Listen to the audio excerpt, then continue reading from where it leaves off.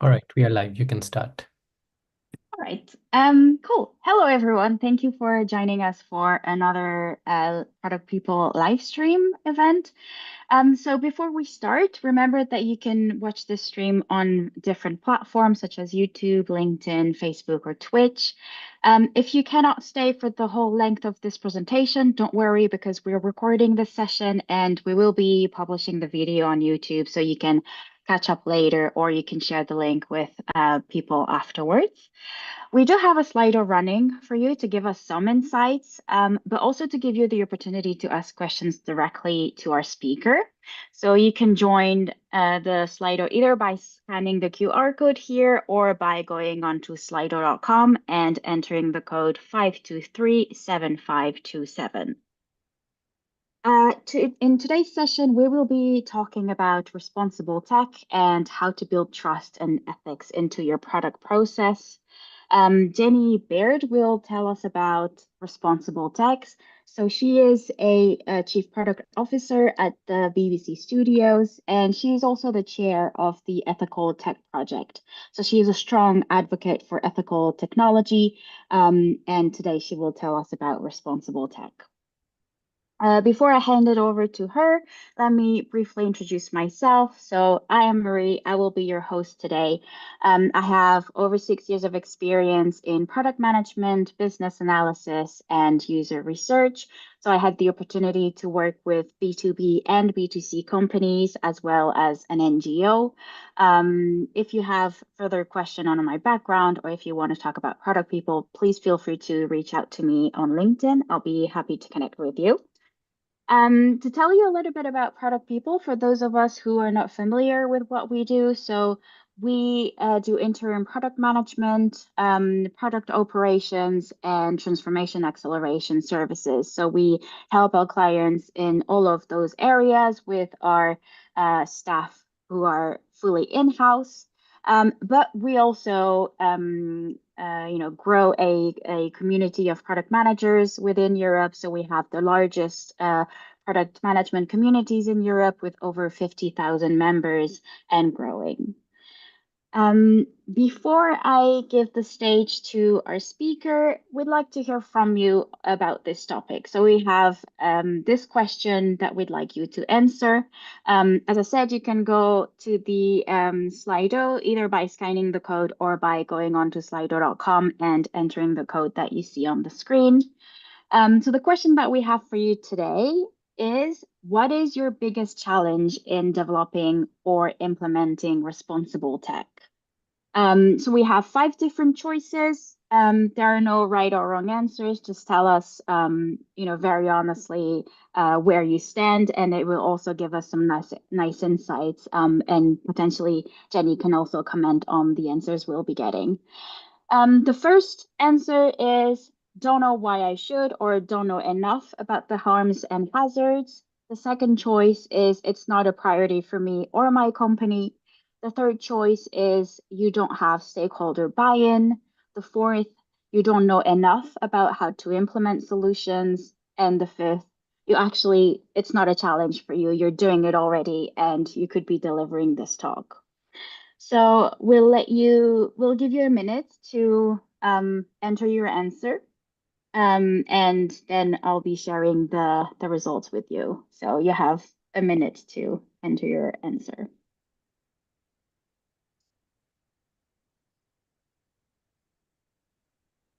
I see we have some answers already coming in.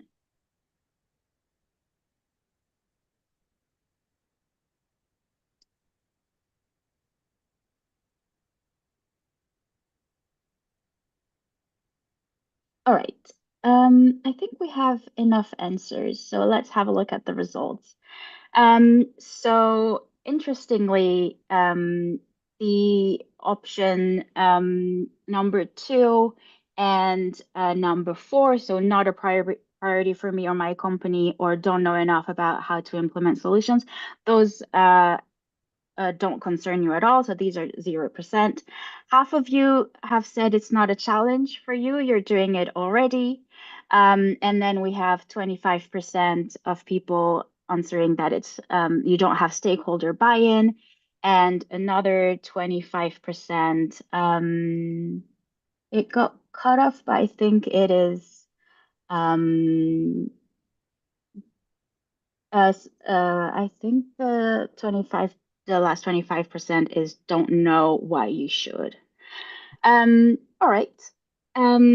So without taking any more time, I am happy to welcome Jennie Baird, to tell us more about building trust and ethics into your product process.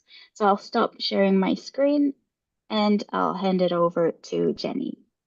Fabulous. Thank you. And I was one of the people who said I'm doing it already and could be delivering this talk because I am delivering this talk. But I'm glad so many other people feel they could be delivering this talk because this talk, just to be really clear, is the first time I am doing this talk. And it's an experiment for me, and I will really be interested in gathering your feedback and understanding how this can be helpful to others who are trying to build responsible tech. So let's get started. I have a lot of slides. I'm gonna run them really fast, starting with some basics around ethical tech. So I was told before this meeting that this is a joke that people outside of the US would not understand. So in the US at 10 o'clock on our televisions, it used to say it's 10 p.m. Do you know where your children are? So I ask, it's 10 p.m. Do you know where your data is? I want to go through a couple of real life data use cases because so many people, when I talk about data ethics and tech ethics, they say, I don't really care about data privacy. I have nothing to hide. So they're not really aware of all the ways our data is being used. And data is the currency of the internet. So if you use a fitness tracker, it's not covered by any of the policies and regulatory issues that you have around health information. So wearables collect your personal health information, heart rate, sleep. I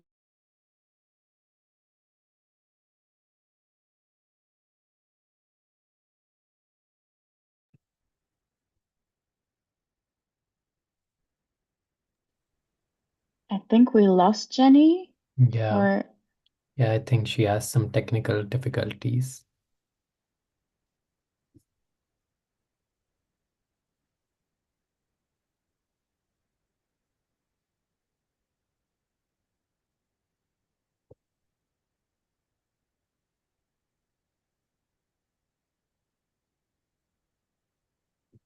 Jennie, can you hear us? oh, you're on mute. It looked like I lost the Zoom. Yeah. Okay, I shall try again. Yeah, sure. Okay, we'll see. Otherwise, I might have to share this over to you. Let's see. I'm having technical difficulties. You can see my screen again? Yep, we Yes. can. Okay. So your browsing data. So for example, if you were reading about breast cancer combined with locations that you've been, like for example, if you have been to church or a place of worship to pray, or if you have been to a medical clinic, paid any bills, all of that stuff is gathered in location tracking and can paint a very, very detailed picture of your life and preferences that could be used in ways that might make you very uncomfortable. If you drive a car and you're using navigation or sensory data, the sensor data, that's all being collected by car manufacturers. And here in the US, there was an example of car manufacturers using your driving data, selling it to a third party called a data broker, who then sold it to insurance companies to raise your rates. So even if you think you have nothing to hide, this process of data collection really, it goes to the very heart of who we are and how we live. How did this happen? I think you probably all know this. You gave permission, maybe without knowing it. You clicked the consent banner. Your pocketbook, consumer demand for efficiency, lower costs, and so forth. A misguided belief that tech is more objective than people. A societal lack of engagement in the inner workings of technology. People who feel it's just too complicated and they want to leave it to the experts. And an underregulated data economy. So I want to just quickly run through how data collection and deployment works. You probably know this, but how did this happen? You use a website or other digital product. You click accept on the consent banner. You don't read the fine print. I think it would take 700 hours to read the privacy policies of the top 20 services in the US. And then the website owner shared your data with other parties. So we call this Let's Get the Party Started. So it started with you. You believe that you are giving consent for use of your data for things like recommendation engines and frictionless experiences, but it's used for advertising, market research, and so forth. And finally, it can get sold to third parties. So you think you're doing business with one party, but you're really doing business with associates of theirs. So if you think about it, it's like, you think you're having a party, quiet night home, chilling with friends, watching a movie, but there's actually this mass rager going on in your backyard. And I think for most of us, that's not what we meant at all. So I want to go through this for builders because as product leaders, we have the power to make the world a better place by changing the way we build and bring to market digital products and services. So data misuse is a root cause of many of modern tech's harms and hazards. So it has driven declines in mental health, child safety, and well-being. It's driven social polarization and the spread of misinformation. It's undermined trust in institutions of democracy, copyright theft, violation of individual rights and privacy and dignity. That's all harms and hazards driven by data misuse. There are also technology harms and hazards like inequitable access to information, living in an information economy, and in increased carbon emissions and environmental impact. So the first thing for us as product builders is to understand and mitigate these harms and hazards. So I'm asking you to be a responsible tech superhero, to understand that tech doesn't just make our lives easier, it can have all sorts of knock-on effects beyond its intentions. As responsible leaders, we have a duty to understand and communicate the potential harms and hazards to our stakeholders, and we should aim to mitigate those harms and innovate solutions that better serve our communities, our customers, and our business. So how do you do this? First, know where you stand. Frictionless experiences are not moral compromises. Business imperatives should include maintaining robust markets, and that includes maintaining healthy customer bases who can support the work that we do and supporting institutions that foster economic and social stability that allow businesses and individuals to thrive. And finally, engineers and product managers are not order takers. We are problem solvers.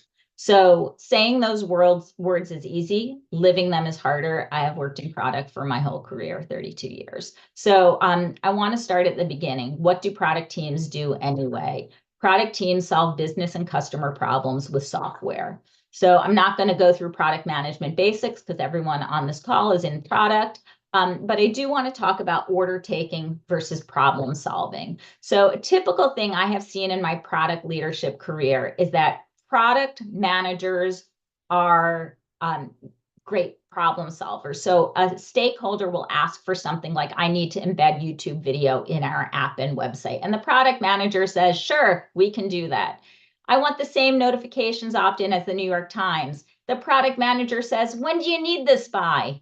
We need to build our own CMS. And the product manager says, I can start looking at different options. My issue is that product manager's job is to create value, not busy work. We're not supposed to start with a solution. We're not just supposed to answer what stakeholders want. We're supposed to help identify the problem and figure out how to solve for it. That may mean helping a stakeholder understand what the actual problem is. So remember those orders? The stakeholder asked, I need you to embed YouTube in the app and website. The known business problem as a product manager that you know is that we need to find a way to monetize our content. The video ad market is strongest. So the product hero would come up with a solution for that, not embed YouTube video in the app, right? I want the same notifications button as the New York Times. There's no business problem here. We don't even know if that notification button is successful for the New York Times, and so that's the question we would ask. And, if somebody wants to change the CMS, you need to understand why. And maybe it's because the newsroom needs feedback on which type of articles perform best, and then you can solve the problem.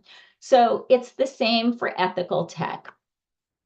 As product partners, we can help our stakeholders understand potential harms and hazards and help them mitigate risk in their product solutions and produce better outcomes for our customers, our business, and even society more broadly.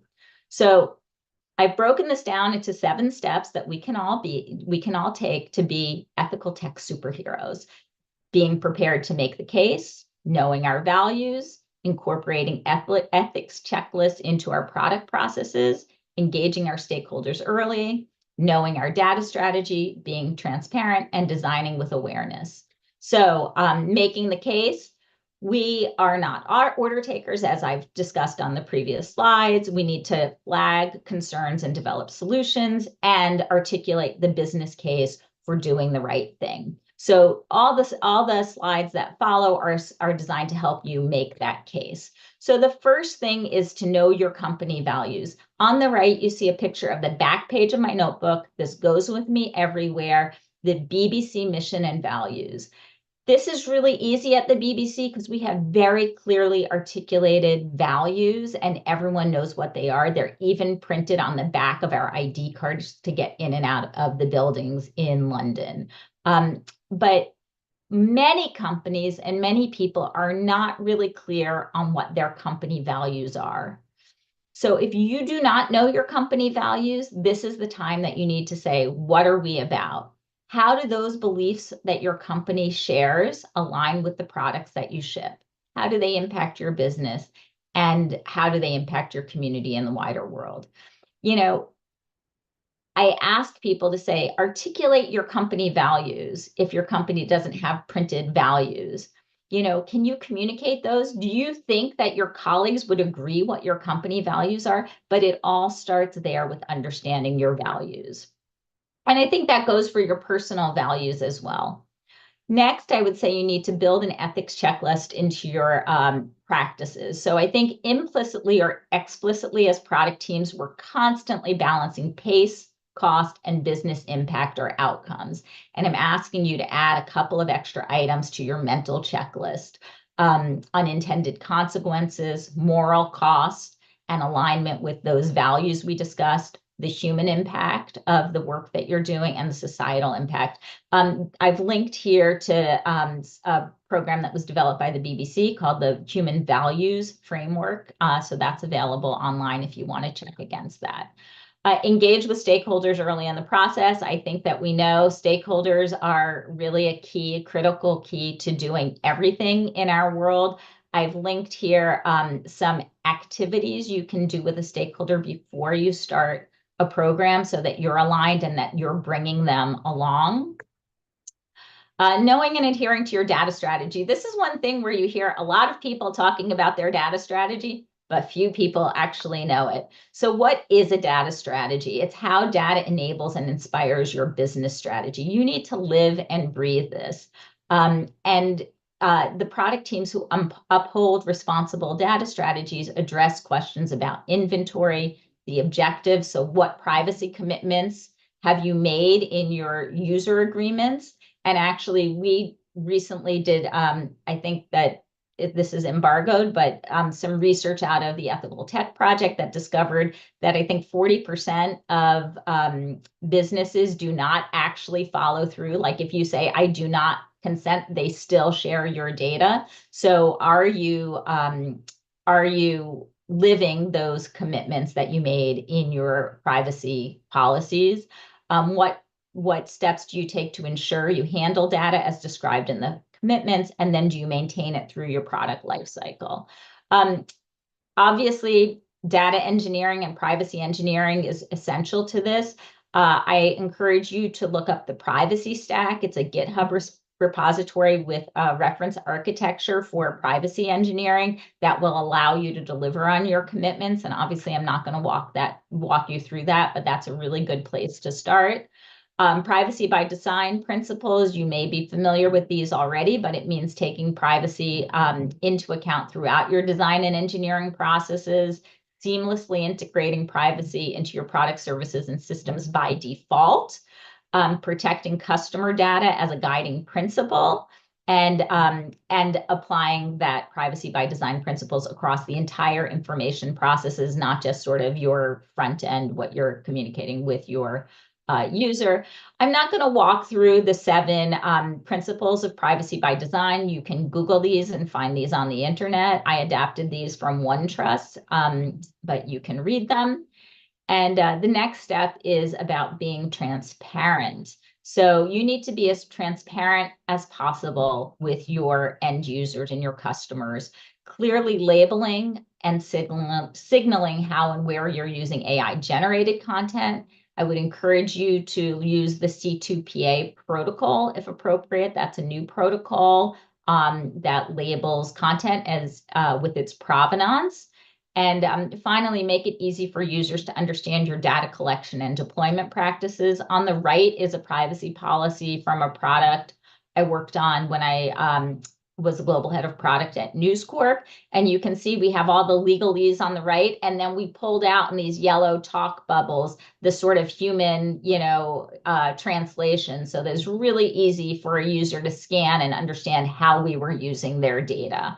I did put in a link here that I would encourage you to read. It's an op-ed I wrote in Fortune earlier this year about the big AI companies and suggesting that they should be copying journalist principles, not our content. So that was about copyright infringement, but it really spoke to things about fairness, accuracy, bias, and transparency, which are principles we use at the BBC in our newsroom that we've been very explicit about. So I encourage you to dig into that.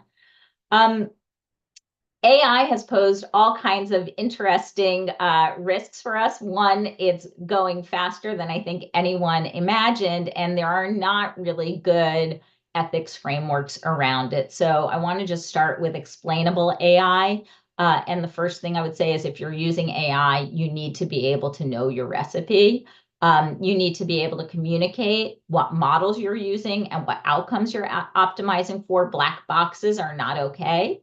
You should have the rights to use the data you're using, both for training and for operating your algorithms, and ensure that the data that's feeding your algorithms is not inherently biased. Next, I want you to design with awareness of audiences. This is going to be of audience diversity, social bias, and environmental impact at front of mind. And we're going to dig into some more on AI here. So ethical algorithms, this is something we talk about at the BBC, is that we're focused on using algorithms ethically. So I would say, what makes an algorithm ethical? Does it narrow or broaden a user's focus? Usually what you do not want, if you're behaving ethically, is to take people into a filter bubble or down a rabbit hole.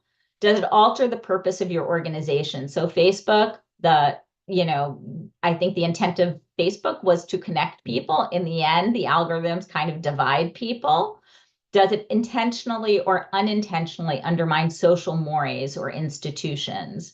Does the data it relies on reinforce societal biases? And then, of course, you have rights to the data you're feeding it.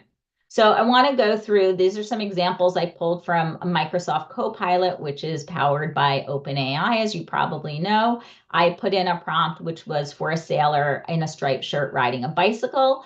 According to artificial intelligence, all sailors are men, and they are really burly, strapping men. So I had to explicitly ask Copilot to give me a female sailor in a striped shirt riding a bicycle. And you can see that the female sailors they look like lingerie models or video game heroines. And so this is the point that OpenAI and all of our LLMs and AI, generative AI, they are trained on a trove of data on the internet that exists on the internet, which skews heavily biased because it was created by young men for young men, people who created the internet. So this is an example from the Washington Post where they asked a whole slew of AI engines to portray a beautiful woman. And all of them, every single one portrays a beautiful woman as somebody slender with long hair And regardless of their skin tone, they have European features. This is sort of what the internet is full of in terms of what a beautiful woman is. Then when they ask to portray an ugly woman, she's always old. I take offense at this as an older woman because it's like, I think we all know there's lots of different ways to be beautiful at any age, but here you can see ugly women are all old. In terms of ethical solutions, I kind of like this. So I went back and I asked Copilot after that article came out many months later to render a picture of an ugly woman for me. And I thought this was a really good ethical solution. Copilot told me that I might be looking for something specific, but it's important to remember that beauty is subjective and everyone has their own unique qualities. And I could ask it something else. So I thought that was a really good way to mitigate some harms built into the algorithms. But it really brings up the question of who are you designing for and with? Internet has produced lots of products and services that make life better for young, educated people living in big cities. Think about food delivery apps and streaming platforms and so on. Is it a coincidence that the profile of an engineer or VC funder is a young guy living in a city? So I ask you, how diverse is your workforce? Can you empathize with others whose problems are not your own? And are you taking accessibility for people with a range of different ages and abilities into account? So obviously accessibility is really important to us at the BBC, but I do want to point out that when I was building this presentation and I did Google for stock photography of a diverse workforce, you could see I can get people of many different skin tones and backgrounds, but I could not get a diverse workforce including both young and old people. Again, I'm still working here. So that is bias. I do want to take a few minutes, if we still have time, to talk about carbon impact, because we're all very excited about AI. However, the IT sector, including cryptocurrency, AI data centers, and the digital ad market, account for 4% of the world's total carbon emissions, and those are set to sharply increase. I think the electrical use of data centers has doubled since 2022, with AI playing a major role in that. In the US alone, the digital advertising sector contributes close to 1% of the world's total global carbon emissions. So this is like very, very serious. And I just want to point out the last line.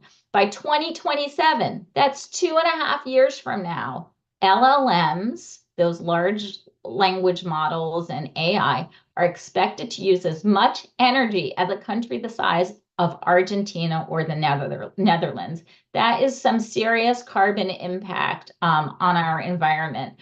So at the BBC, we've been working on this tirelessly for the past 3 years. So we've been working on a sustainable ad tech program. I will tell you, this is real yeoman's work, as are many of the things in ethical tech. So every conversation we have with partners starts with this. Tell us what your carbon impact is, what are you doing to mitigate it, and so forth. And then we've made a lot of other remediations in our stack, like, moving to lazy loading, for example. So we don't have to load every ad. We only load ads as the page comes into view, as a user scrolls. We've switched from waterfall ad calls to server-side header bidding, which is more carbon efficient. And then we've done a lot of cleanup. So I would encourage you to look at your own practices and see where you can have fewer pings to your server, less demand on processing. There are a lot of great companies out there who are working on solutions to problems, and I encourage you to think about those. These are just a couple. C2PA, I mentioned earlier. Licorice is a company that allows you to log in anonymously and still have personalized experiences. Align News is coming up with a solution that battles misinformation and disinformation by sort of intermediating the ad market, and Microsoft Bing's Index Now, which is a search engine, allows you to plug in directly to the search engine crawler so that it's getting a direct feed and doesn't have to do carbon intensive crawls. And finally, I think this is the last slide about the Ethical Tech Project, who we are. We're a Think and Do tank dedicated to educating, convening, and equipping technology builders to make design and engineering decisions that enable trust and foster human flourishing. We are developing a new training program, and this presentation I did is sort of, the tip of the iceberg on that, but moving the tech builder mindset from move fast and break things to think first, then make things better for individuals, for your business, for democratic societies, and the institutions that support us. So we can help you by keeping you informed through our newsletter, our LinkedIn. You can find our ethical tech principles on our website and find some other resources. And you can help us too by sharing our mission and doing some work with us. So that is the end. I hope that I kept it to 25 minutes, and I shall stop sharing my screen now, and we can go to Q&A. Super. Thank you so much, Jenny, for sharing all of those insights. It was a really great presentation, very interesting. And I think it touches also beyond our line of work, and it really touches our society and indeed the way we live our lives. So as you can see, we still have the Slido running, so you can still send us your questions. I'm being told that we already have some that came in. So while you draft some of your questions, I will go through some more slides to present to you what we do at Product People and some use cases on how you can engage us. So these are the three most common use cases that we help our clients with. So the first one is that we act as interim product managers or product leaders. So we cover different situations. It can be to cover permanent positions, or it can be to cover parental leave or more important and urgent initiatives from your side. I was also telling you earlier that we also cover product operations. So this is also some coaching and some consultancy services that we can provide there. So coaching your product management teams or helping you create and streamlining your processes and programs. And finally, we can also help you in your product discovery. So we can help, run a low or no code pilot or MVP, and we can also help you discover the next impactful initiative of product within your company. A little bit of some clients that we worked with. So as you can see from the B2C side, it varies from the size of the companies that we helped, as well as their industries. So from e-commerce to more the health sector with Freeletics, as well as B2B clients here also with worked with companies from very different industries. A little bit about our statistics. So far we helped 300 cross-functional teams from 70 plus clients, from Series A startups to publicly listed companies. As I mentioned before, we have in-house staff. So we have 42 product leaders and product managers. And this is to ensure that we provide the best quality of service to our clients. And I'm very proud of this personally. And this was one of the main motivation why I joined Product People actually, is that there's 62% of women in the team and 66% are in a leadership role. So there's a strong bias within Product People to promote from within and also attract more women in the tech industry. All right, so I see that we have some questions coming in. So the first question to you, Jenny, is how can product managers effectively balance the pressure for rapid innovation with the need to ensure ethical considerations are fully addressed? So I think for me, I hope that there's not an either or here. I actually believe that when you have guardrails around something, it makes you more innovative and it brings better solutions to life. So I think a lot of times we, especially in product, because we have so much pressure from our business, we get into situations often where it's like ready, fire, aim. And we have to remember our job is ready, aim, fire. And so much, I think, like, I just think about the really great products I've worked on in my life. We have spent so much more time in design and thinking and planning than in build. Because if you can think that way, and I often think our superpower as product leaders is to imagine things that don't yet exist and paint that picture of them. So I think it really is about thinking up front. When I say rather than move fast and break things, think first, then make things. To me, I think you can be super innovative. And this is the thing I'm most excited about. I actually think ethical tech can drive a really new economy, a new innovation economy. I can pull an example, and I think one of my colleagues is here who was telling me that when they invented cars, there was an issue because if you drove a car, the hoods of the car were so high that you had to have a flag waver stand in front of your car so that you could see the road ahead of you and make sure that you didn't bump into something, right? So an innovation that came from that was lower hoods and then seat belts and like a lot of safety things that actually allowed cars to become very, very prevalent and useful in our world. So, I mean, that's just an example of how safeguards can drive innovation. Mhm. And what would you say are some practical steps that product teams can take to identify potential negative impacts of their products early in the development process? Yeah. So there are a series of cards and activities, and I wish I had put them all on here, but I think the activities that I have linked for stakeholder activities are there's some kind of playing cards and tarot cards where it asks you questions like, um, you know, how could this data be misused? Is there an easier way to do this? But I do think that there's a series of questions you need to ask yourself, and probably in future I should be have some on hand. But I do think now, and now I've forgotten the question, but I think that can you just repeat the question, Mary? Of course, of course. So the question was, so what are some practical steps that product teams can take to identify the negative impacts Yeah. early in the development process? Yeah. So I think one, knowing the harms and hazards to begin with. So, that ring that I had with what the harms and hazards, and asking yourself the question, is there any possibility that my great product could fall into one of these pitfalls if misused, or if this sort of environment changes, or if it is used to its, obvious, ends.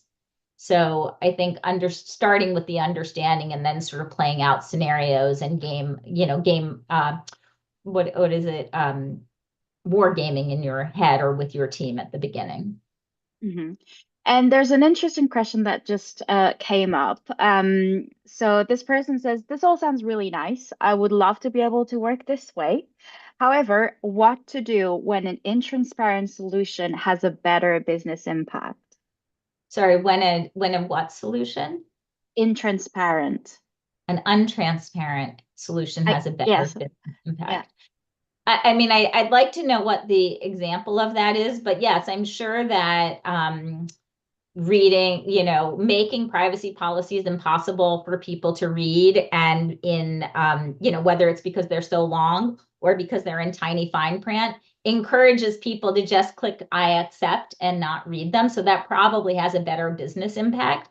I would just ask you to think a little bit more long-termist, because, truly people who are customers of businesses who are abused by businesses, or who are taken into rabbit holes where they have lost all sense of reality, and sort of take this to its natural conclusion, they cannot be good customers. So, like, really, I think you have to think ultimately, what are you doing to your customer base? Will people trust you? So I'm sure that if you have a short-term KPI to make something the most clickable. Think about clickbait.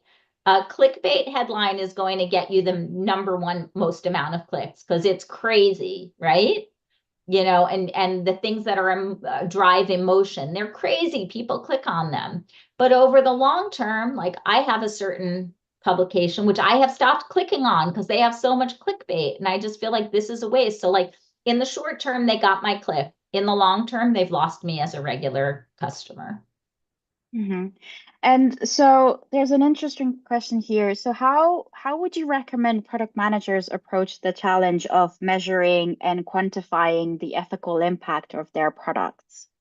I thought that was a really great question when I saw that on the Slido. I have not really given that a lot of thought. And one of the things that I'm very interested in, and obviously the place where I've done the most work is around the carbon impact of the ad stack. Um, and one of the things we've been talking about is how do you measure that? And in doing this presentation, I read a lot of stuff about how you measure carbon impact, and it is like math beyond me, but I actually think it's like a very good opportunity for somebody, like talk about an innovation. If somebody could develop some way that we could measure the carbon impact of our page load of our product, that would be actually a really good product. So I think that today we don't have really good systems for measuring, but that would be a great place that somebody on this call could innovate. Hmm. And in terms of implementing ethical safeguards in product processes, what would you say are the most common obstacles that team face in implementing those, and how can they be overcome? I mean, we asked at the beginning, and I mean, my feeling is generally that stakeholders, and not all stakeholders, but many stakeholders have no idea what it takes to build a product to begin with. So stakeholders already have very unrealistic expectations of us. And already, like, there is often friction between stakeholders and product teams. I really think the biggest challenge is building a case with your stakeholder and that your stakeholder has to want to do this too. That's what I believe. Um, I think we're problem solvers, so coming up with the solutions we can come up with, but I think it's a lot of the interpersonal things. And I do think the reason why I'm so focused on tech builders is we have a lot of power.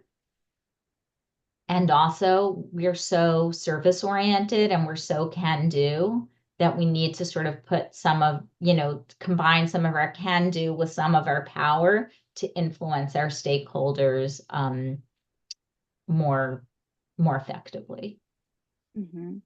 And I think you touched upon this a little bit during your presentation, but could you share one or two examples of how BBC has successfully integrated ethical considerations into its product development lifecycle? And I guess also, how did you make sure that all of your stakeholders were, aligned on this goal, and how did you get their buy-in? Yeah. So I think I did have a couple of examples in this presentation. So I think the two places where where we have been furthest along for longest is on carbon impact and on accessibility. And I would say that the BBC has the best design accessibility of anyone on the internet. I mean, we're really leaders in that.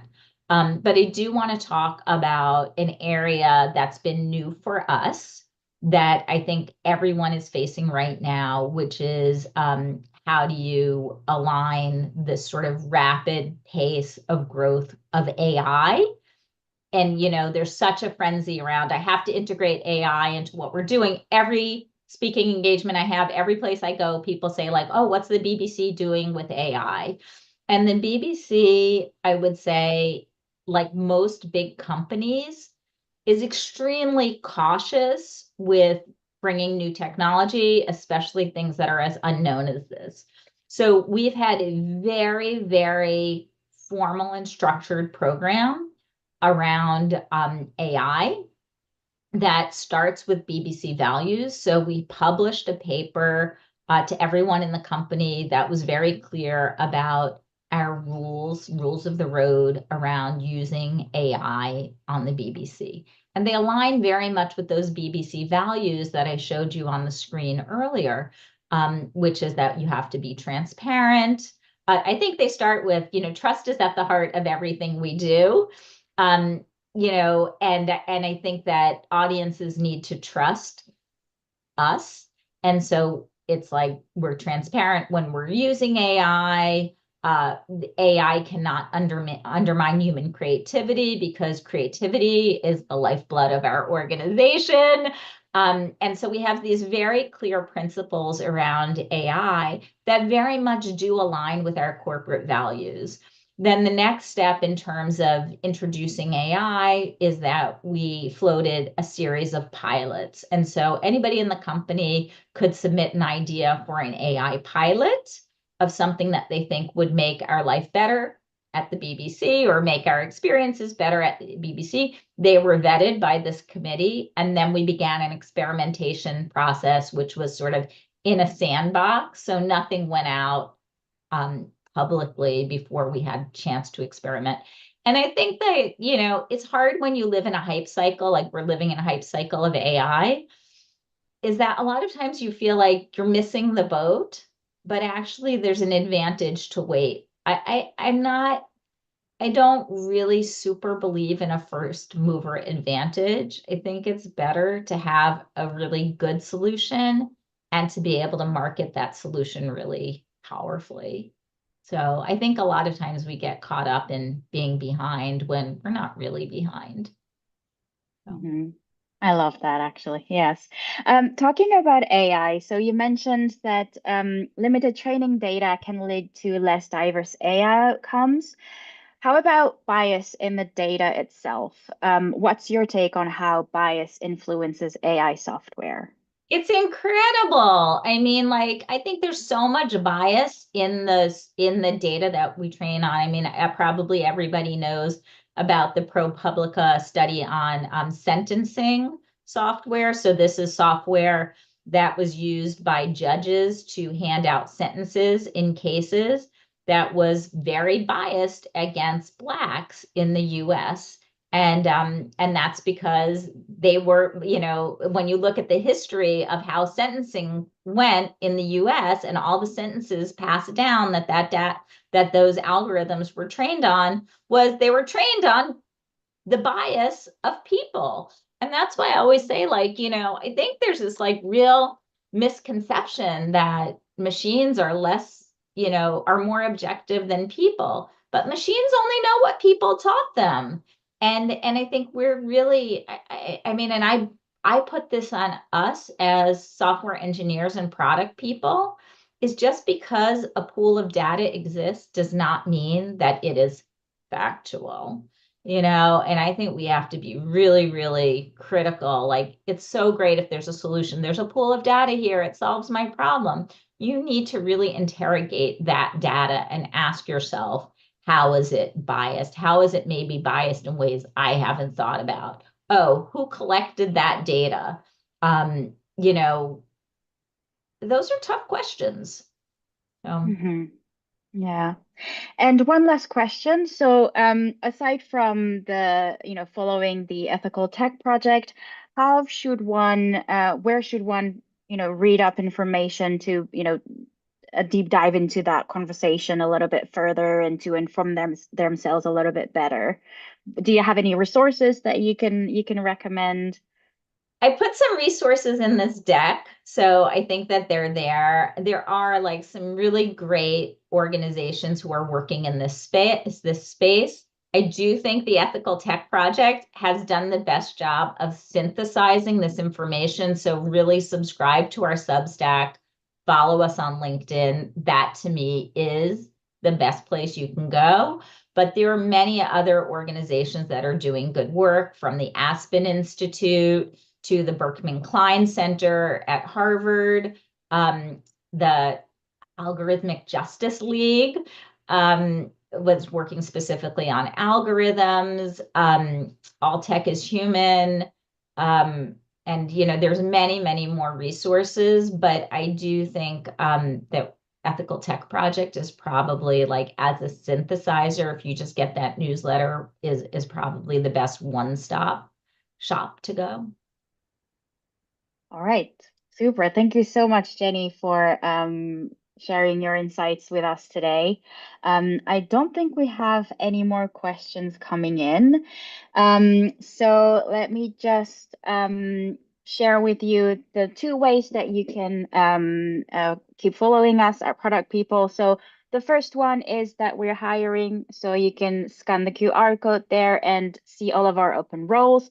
And the second way you can keep in touch with us is by subscribing to our newsletter, and you will receive some very inspiring product stories and insights directly in your inbox.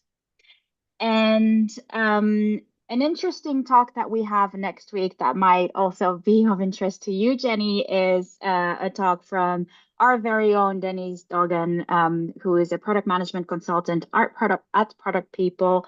And he will be telling us what an AIPM does. And he will tell us about the differences between traditional product management.